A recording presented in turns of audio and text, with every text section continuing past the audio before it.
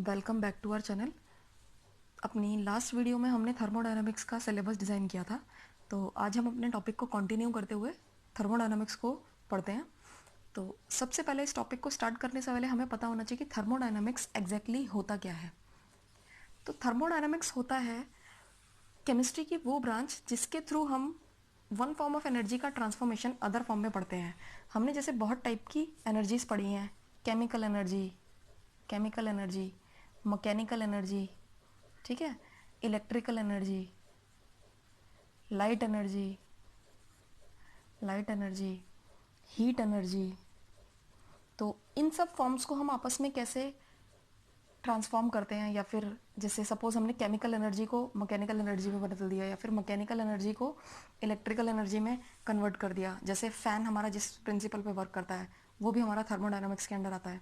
तो thermodynamics is the study of transformation of one form of energy to another form of energy.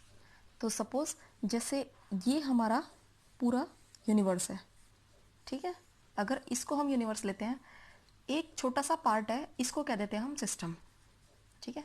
इसको हमें observe करना है कि इसके अंदर कैसे एनर्जी का ट्रांसफॉर्म हुआ है, या फिर क्या होगा, इसका वर्क डन कितना करना पड़ेगा इसको यहाँ से वहाँ ले जाने के लिए। तो सपोज हमें इस सिस्टम की स्टडी करनी है। हमने क्या किया, इस सिस्टम को उठा के इस यूनिवर्स में रख दिया। तो एक हो गया हमारा सिस्टम, ठीक है। तो हमारा सिस्टम यहाँ आ गया। अब इस सिस्टम के सराउंडिंग में तो कुछ होगा, मतलब ऐसा वो पार्ट होगा बचा हुआ जो कि इससे इंटरेक्ट कर रहा होगा, ठीक है। इसको नाम दे दिया हमने पूरे को सराउंडिंग, ठीक है। तो हमें थर्मोडायनामिक्स में दो चीज़ें पढ़नी है, एक हो गया हमारा सिस्टम, एक हो गया हमारा सराउंडिंग, ठीक है। तो सिस्टम क्या हो गया, the part of universe which is under observation, part of universe which is under observation,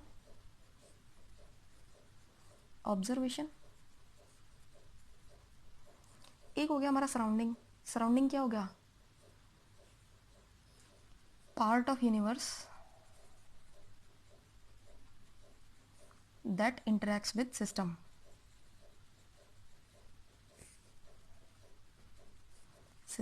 ठीक है। तो दो ही चीज़ हम यहाँ पे देखेंगे, एक होगा हमारा सिस्टम, एक होगा सराउंडिंग। यूनिवर्स तो सिस्टम प्लस सराउंडिंग को मिला के हो जाएगा, ठीक है। तो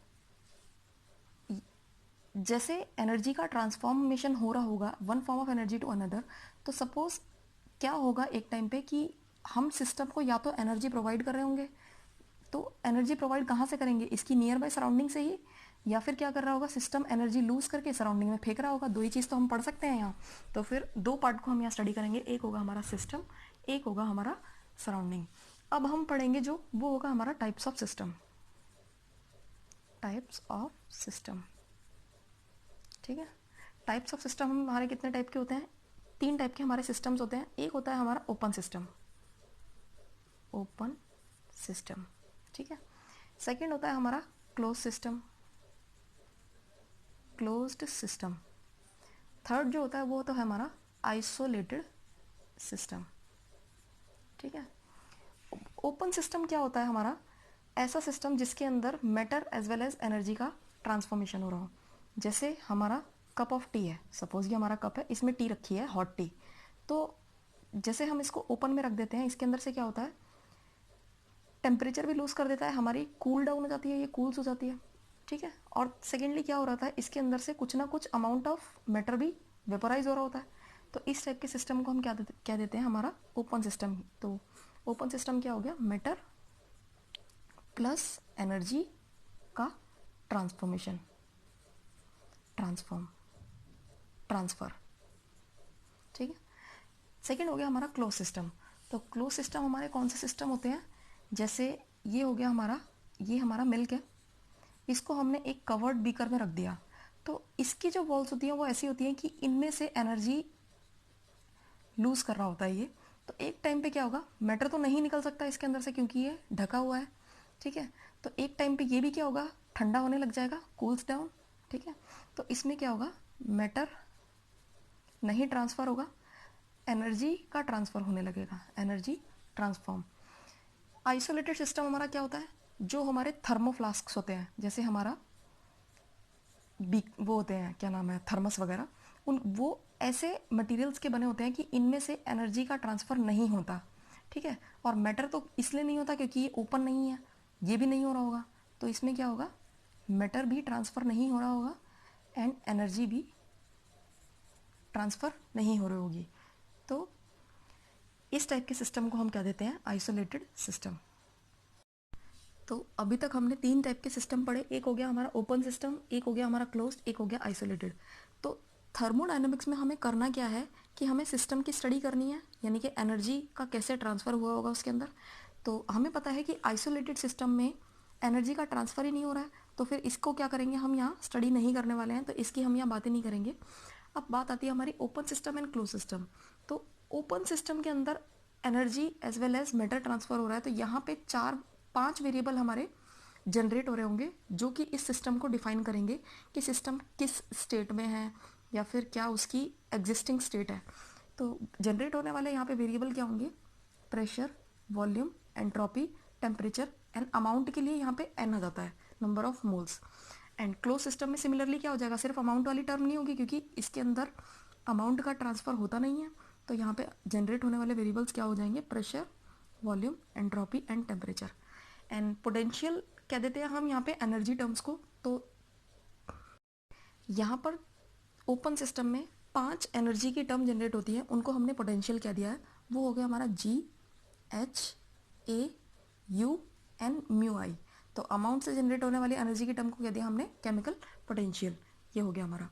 और क्लोज सिस्टम में क्या हमारी एनर्जी टर्म्स जनरेट होंगी, वो होगी हमारी जी, एच, ए एंड यू, क्योंकि यहाँ पे अमाउंट ट्रांसफ़र नहीं हो रहा है तो फिर म्यू आई वाली टर्म यहाँ पे नहीं आएगी। अब बात आएगी हमारी यहाँ पे यूनिट कन्वर्जन की, यूनिट कन्वर्जन, ठीक है। तो यूनिट कन्वर्जन बेसिक लेवल पे जब हम करेंगे तो सबसे पहले हम करते हैं वॉल्यूम का कन्वर्जन, वॉल्यूम का unit conversion, unit conversion in volume. तो हमें पता है कि 1 लीटर में 10⁻³ मीटर क्यूब होते हैं, ठीक है। तो इसको याद करने के लिए हम कैसे रखेंगे, पानी की टंकी से, पानी की टंकी, ठीक है, पानी की टंकी से इसे याद रखेंगे। 1 मीटर लंबी, 1 मीटर चौड़ी एंड 1 मीटर ऊंची जो हमारी टंकी होती है उसके अंदर 1000 लीटर ऑफ वाटर होल्ड कर सकती है, ठीक है। तो क्या हो गया, 1 metre cube is equal to 10⁻³ litre, यानी कि 1 लीटर इज इक्वल टू, ये इधर जाके -3 बन जाएगा, 10⁻³ मीटर का क्यूब। तो ये हो गया हमारा फर्स्ट रिलेशन, इस तरह हो गया, ठीक है। अब हमें पता है कि 1 मीटर में 10 डेसीमीटर होते हैं, ठीक है, 1 metre is equal to 10 decimetre. तो इसको भी हम लीटर को डेसीमीटर में कन्वर्ट कर लें, तो क्या हो गया, 1 लीटर इज इक्वल टू 10⁻³ का मीटर क्यूब, ऐसा है, is equal to 10⁻³ into 10 decimetre पूरे का क्यूब आ गया, ठीक है। 10⁻³ इंटू 10⁻³ हो गया, 10⁻³ डेसीमीटर का क्यूब, तो +3 एंड -3 0 बन गया, यानी कि 10⁻0 डेसीमीटर क्यूब, ठीक है। तो इसको क्या बोल देंगे, 1 dm का क्यूब, डेसीमीटर क्यूब। यानी कि हमने क्या देखा, 1 litre is equal to 10⁻³ metre cube is equal to 1 decimetre cube. अगर इसी को हम सेंटीमीटर में कन्वर्ट करने जाएं, सेंटीमीटर क्यूब में, तो हमें पता है कि वो क्या हो जाएगा, 10⁻³ सेंटीमीटर का क्यूब। तो ये हो गया हमारा यूनिट कन्वर्जन इन वॉल्यूम, ठीक है। जो नेक्स्ट हम देखने वाले हैं वो होगा हमारा यूनिट कन्वर्जन इन प्रेशर, ठीक है। और प्रेशर कुछ नहीं, हमें पता है कि प्रेशर क्या होता है हमारा, फोर्स पर यूनिट एरिया। तो फोर्स की यूनिट क्या होती है, न्यूटन, एरिया की यूनिट होती है मीटर स्क्वायर। तो यानी कि प्रेशर की यूनिट क्या हो गई, न्यूटन पर मीटर स्क्वायर, और इसी को हम क्या कह देते हैं, पास्कल, ठीक है। कुछ नहीं, अब क्या करेंगे हम प्रेशर की यूनिट कन्वर्जन में, सिर्फ हमें एक चीज़ याद रखनी है, 1 एटमॉस्फेयर में एक नंबर की सीरीज़ है 101325, सिर्फ हमें ये नंबर याद रखना है, इतना क्या होता है न्यूटन पर मीटर का स्क्वायर, ठीक है। यानी कि क्या हो गया, 101325 पास्कल हो गया, क्योंकि 1 न्यूटन पर मीटर स्क्वायर क्या होता है, पास्कल होता है। इसी से क्या याद रख सकते हैं हम, 101.325 किलो का पास्कल, 3 डेसिमल में शिफ्ट कर दिया, ठीक है, किलो पास्कल ऐसा हो गया, यानी कि और क्या रख सकते हैं, 1.01325 इंटू 10⁵ पास्कल बोल दिया, यानी कि 5 जीरो पीछे ले लिया तो 10⁵ से ऐसा लिख दिया, पास्कल बोल दिया इसे। और 10⁵ पास्कल को क्या बोल देते हैं हम, बार। ठीक है, तो इसको बोलेंगे 1.01325 बार, यानी कि 1 एटमॉस्फेयर क्या हो गया, ये सब यूनिट में कन्वर्ट होके इतना कुछ आ गया हमारा बार। ठीक है, और जो हम नेक्स्ट देखेंगे वो होगा हमारा, थोड़ा सा और देख लेते हैं इसको। तो जो नेक्स्ट हम देखेंगे वो होगा हमारा गैस कांस्टेंट। ठीक है, गैस कांस्टेंट। तो गैस कांस्टेंट को हम जनरली आर से डिनोट करते हैं।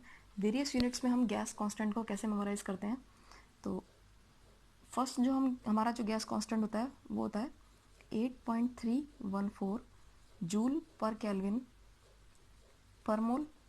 ठीक है, जो नेक्स्ट होता है हमारा वो होता है 2 कैलोरी पर केल्विन पर मोल।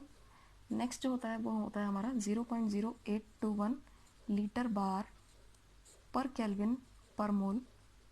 ठीक है, जो नेक्स्ट होता है हमारा वो होता है 8.314 किलो पास्कल लीटर पर केल्विन पर मोल।